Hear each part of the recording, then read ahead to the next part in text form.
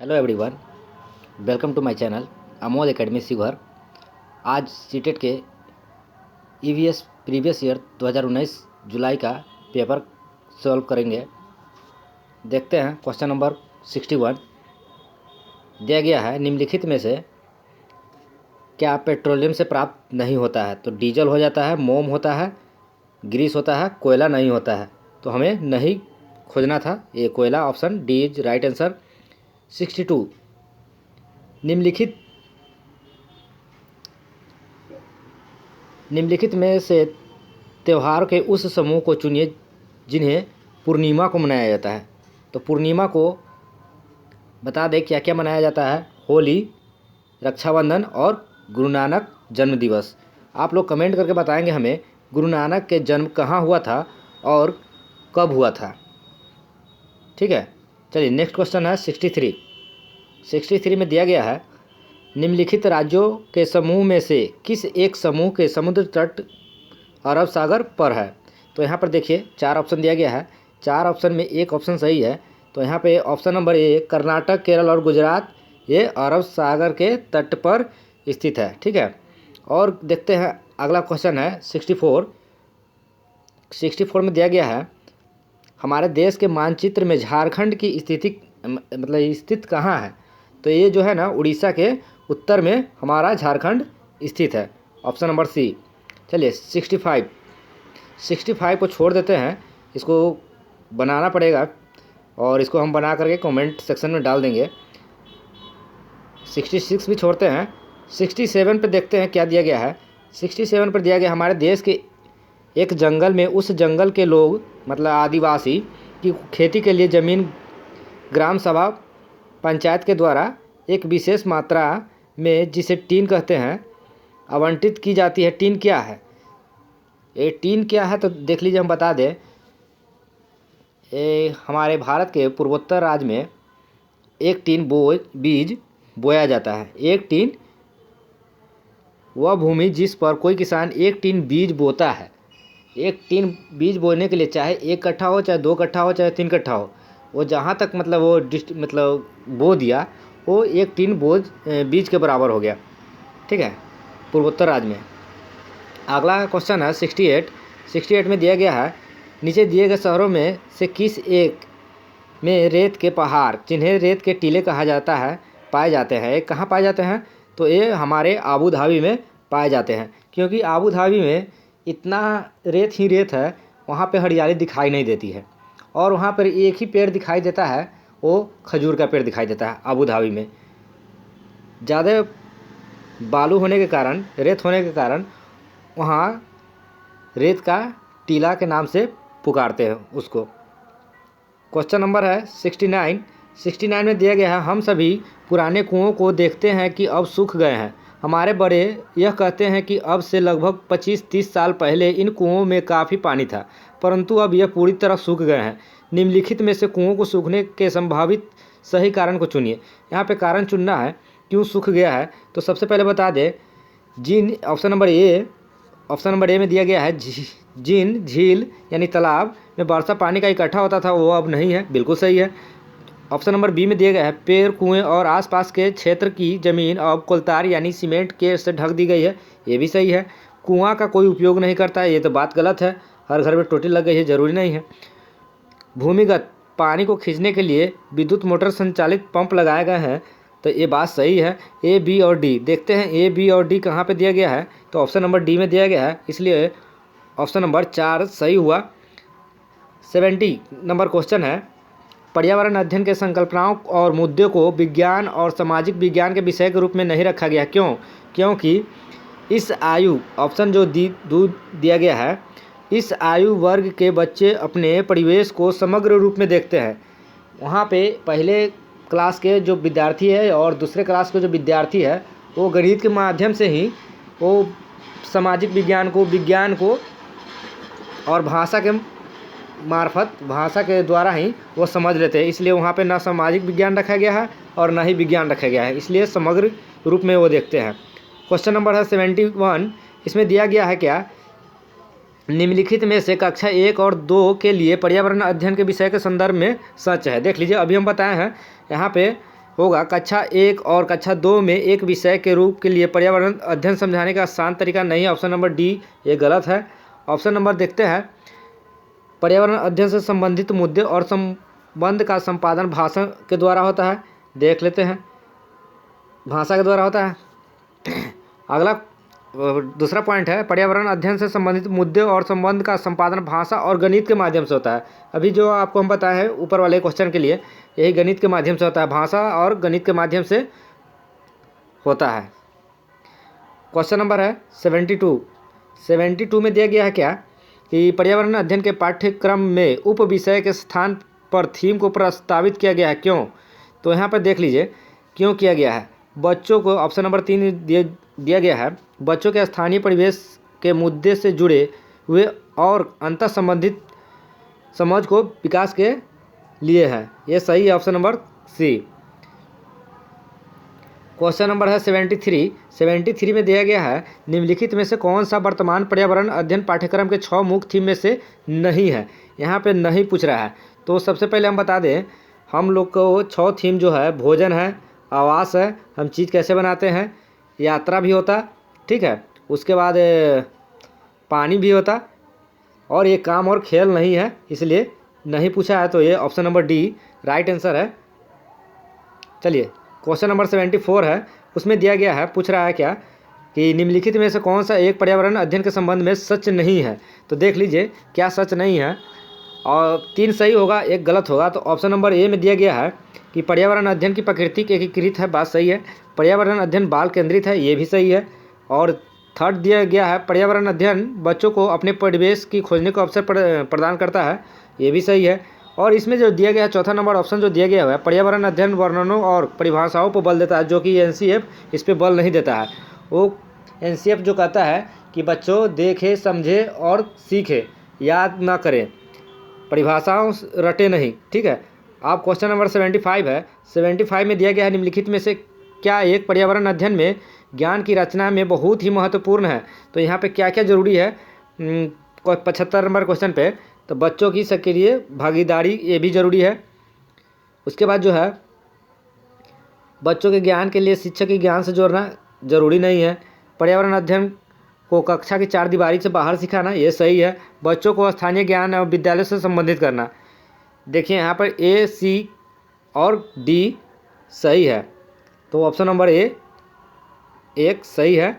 और देखिए क्वेश्चन 76 है, पर्यावरण अध्ययन में बच्चों को जोड़ने की सबसे प्रभावशाली युक्ति है, वो क्या है पता है? किस्से कहानी। अगर किसी बच्चे को किसी कहानी के मार्फत कोई बात बताए तो वो जल्दी समझ जाते हैं, जल्दी उसके बारे में जानकारी इकट्ठा करने लगते हैं, और वह बहुत दिनों तक वो उसको याद रख पाते हैं।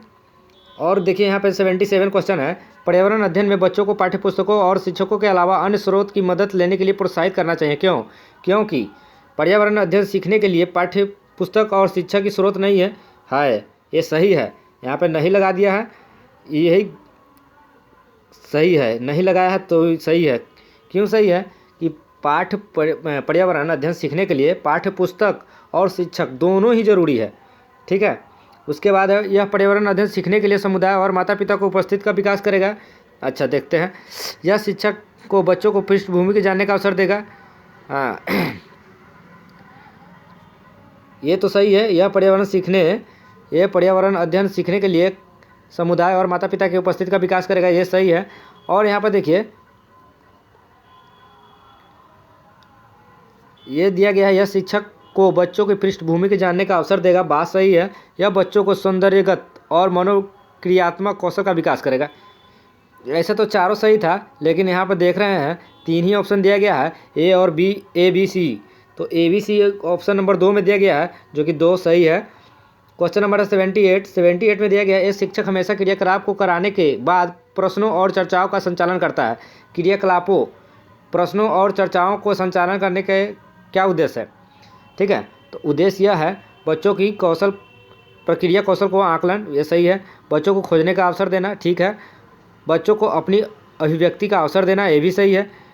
और यहाँ पे ऑप्शन नंबर जो डी दिया गया है वो गलत है। बच्चों में उनके सीखने की गति के आधार पर विभेद करना, ये गलत है। एनसीएफ नहीं कहता है कि किसी से भेदभाव कीजिए, वो सबको समान रूप से शिक्षा दीजिए। तो ए, बी और सी ऑप्शन नंबर 4 में सही है। ये 4 ऑप्शन सही हुआ।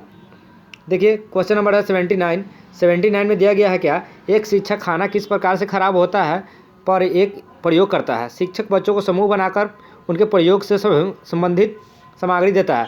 शिक्षक बच्चों को समूह क्यों बनाता है, यह सब पाठी अधिगम का समर्थन करता है। ऑप्शन ए, यह बच्चों के सामाजिक अंतःक्रिया को सुधार करता है, ये भी सही है। देखिए यहाँ पर 2 ही दिया गया हुआ है, तो ए और बी देख लीजिए कहाँ पे, ऑप्शन नंबर ए में दिया गया है, जो कि यही सही है। क्वेश्चन नंबर है 80, निम्नलिखित में से क्या पर्यावरण अध्ययन में आकलन के लिए संकेत नहीं होना चाहिए। तो यहाँ पे एनसीएफ जो कहता है याद नहीं करना चाहिए। सहभागिता है, न्याय के प्रति समानता और सरोकार है, प्रश्न पूछना है लेकिन याद करना नहीं है, इसलिए ऑप्शन नंबर 3 गलत होगा, ये मतलब राइट होगा, यही आपसे पूछा जा रहा है। और क्वेश्चन नंबर है 81, पर्यावरण अध्ययन में शिक्षक के द्वारा बच्चों को स्वयं अपने का आकलन के लिए अवसर देना चाहिए। स्वयं आकलन क्या है, सीखने के समान आकलन, स्वयं आकलन होता है सीखने के समान आकलन, option number B right answer. Question है 82 में दिया गया है रेटिंग स्केल में कौन सी तकनीक का उपयोग होता है। रेटिंग स्केल में कौन सा तकनीक का उपयोग होता है, तो यहाँ पे होगा अवलोकन, observation, option number B right answer. Question है 83 में दिया गया है क्या, निम्नलिखित में से कौन सा पर्यावरण अध्ययन का उद्देश्य नहीं है। तो यहाँ पे उद्देश्य नहीं है पूछ रहा है, तो यहाँ पर देख लेते हैं, बच्चों को जिज्ञासा की और सृजनात्मक का पोषण करना ठीक है, परिवेशीय मुद्दे का जागरूकता का विकास करना ये भी सही है, बच्चों को स्वयं अपने हाथों से कार्य करने और खोजने के क्रियाकलापों को से जोड़ना ये भी सही है, बच्चों की पाठ्य पुस्तक, जो कि यही गलत है, बच्चों को पाठ्य पुस्तक की परिभाषा प्रदान करने के लिए प्रोत्साहित करना, यहाँ परिभाषा नहीं होगा, याद बात करना यह गलत है, option number D right answer. Question number 84, पर्यावरण अध्ययन में चित्र पढ़ना एक महत्वपूर्ण क्रियाकलाप है, निम्नलिखित में से कौन से संकेत का बच्चों का आकलन चित्र पढ़ने के द्वारा हो सकता है। तो देख लीजिए यहाँ पे क्या क्या हो सकता है। चित्र जो पढ़ेगा वो क्या करेगा, अवलोकन और अभिलेखन करेगा, अभिव्यक्त करेगा वो, ठीक है, विश्लेषण करेगा, लेकिन प्रयोग नहीं कर सकता है उसका, इसलिए ए, बी और सी। तो A, B, C option number 2 में दिया गया है, तो इसलिए 2 ऑप्शन राइट हुआ। यहाँ पर देखते हैं 85 क्वेश्चन नंबर है, किसी पर्वतीय क्षेत्र में प्रक्षेपण करने से यह पाया गया कि लोग ने अपने घर पत्थर, मिट्टी, लकड़ी और चूने से बनाए हैं। यह घर 2 मंजिल ये है, नीचे के मंजिल पर जानवरों को रखते हैं तथा ज़रूरत का सामान भी इकट्ठा करके रखते हैं। वह स्वयं पहली मंजिल पर रहते हैं। सभी घरों की छत समतल है तथा इनके पैरों के मोटे तनों से बनाया गया है, मोटा तना से, इतना मोटा से, और ये समतल है बनाया गया है। यह पर्वतीय क्षेत्र नीचे दिए गए किस प्रदेश का भाग है। तो यह प्रदेशीय क्षेत्र हिमाचल का भाग है, ऑप्शन नंबर सी। चलिए क्वेश्चन नंबर 86 देखते हैं। 86 जो है, झूम खेती में अपनाई जाने वाली पद्धति के विषय में नीचे दिए गए कथनों पर विचार कीजिए। देख लीजिए, झूम खेती बहुत बार पूछा गया सीटेट में। तो यहाँ पर दिया गया है ऑप्शन नंबर ए, एक फसल प्राप्त करने के बाद काटने के बाद ज़मीन को कुछ साल तक ऐसे ही छोड़ देते हैं, बिल्कुल सही है। इस जगह जो बांस या खरपतवार जंगल आता है उसे उखाड़ कर जला देते हैं, नहीं गिराकर जला देते हैं, तो बी नंबर गलत हो गया। खरपतवार जंगल आदि को जलाने पर प्राप्त राख के तरह काम लाते हैं, ये सही है। इस जमीन में खेती की बाड़ी आती है तो बीज छिड़कने से पहले गहरा जोता जाता है, नहीं हल्का उकेरा जाता है। तो ये ए और सी नहीं है, तो यहाँ पे ऑप्शन एक ही मिलेगा, केवल ए और सी नहीं दिया गया है, इसलिए केवल ए ही लेंगे। अब देखिए क्वेश्चन है 87 में दिया गया है नारियल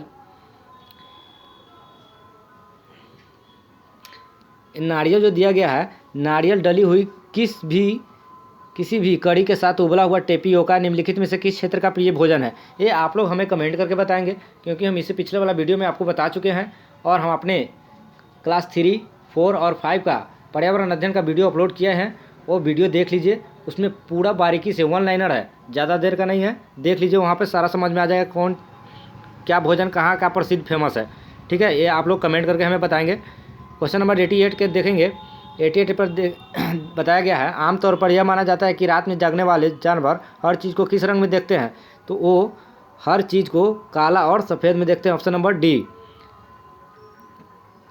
क्वेश्चन नंबर 89 है, केंचुआ को किसानों का मित्र माना जाता है, इसके लिए निम्नलिखित में से सही कारणों का चुनिए। देखिए सही कारण को चुनना है। तो यहाँ पे केंचुआ मृत पत्ती पौधे को खाते हैं तथा इसके मल उपजाऊ बनाते हैं, बिल्कुल सही बात है। केंचुए खरपतवार खाते हैं जिससे मुख्य फसल की रक्षा होती है, ज़रूरी नहीं है मुख्य फसल का रक्षा हो। केंचुए ज़मीन में छेद बनाते हैं जिससे ज़मीन पोली हो जाती है, जिससे ज़मीन हल्का हो जाता है। ठीक है, केंचुए द्वारा बनाए गए छेद से ज़मीन को आसानी से हवा और पानी मिल जाता है, ये भी सही है। तो यहाँ पर देखिए कौन कौन सही है, ए सी और डी, ए और सी डी, ऑप्शन नंबर 3 सही है। ठीक है, क्वेश्चन नंबर है 90, लास्ट क्वेश्चन है।